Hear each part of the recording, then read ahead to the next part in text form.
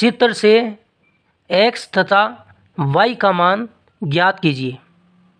हमें कोण x का मान और कोण y का मान ज्ञात करना है। एक रेखा हमें m दी गई है और दूसरी रेखा l दी गई है।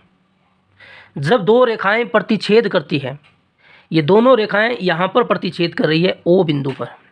तो जब दो रेखाएं प्रतिच्छेद करती है तो उसके आमने सामने के कोण बराबर होते हैं और उन कोण को शीर्षाभिमुख कोण कहते हैं। ये कोण 80 डिग्री दिया है। इसके सामने वाला कोण जो y है वो भी 80 डिग्री होगा, क्योंकि आमने सामने के कोण क्या होती है, बराबर होते हैं।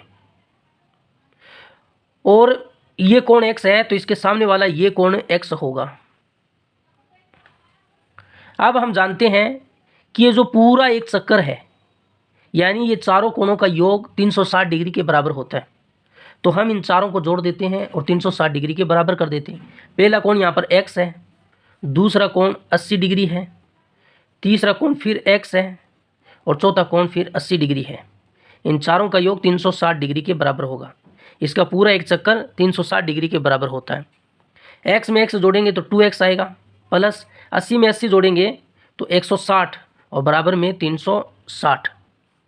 2x बराबर ये प्लस का 160 उधर जाएगा तो माइनस का होगा, तो 360 में से 160 घटाएंगे तो कितना आएगा, 200 आएगा। 2x का मान 200 है, हमें x का मान निकालना है। ये 2 गुणा में उधर जाएगा तो इसके भाग में चला जाएगा। 200 में 2 का भाग देंगे तो 100 डिग्री आएगा। तो x का मान 100 डिग्री है और y का मान 80 डिग्री है। हम इस सवाल को दूसरे तरीके से भी कर सकते थे। ये जो सरल रेखा है L, इस सरल रेखा पर ये जो कोण बनेगा, ये कोण 180 डिग्री का होता है। अब हमें इतना कोण 80 डिग्री दिया है तो इतना कितना रह जाएगा, 180 में से 80 घटाएंगे तो ये वाला कोण कितना होगा, 100 डिग्री होगा और x का मान यहाँ से 100 डिग्री है।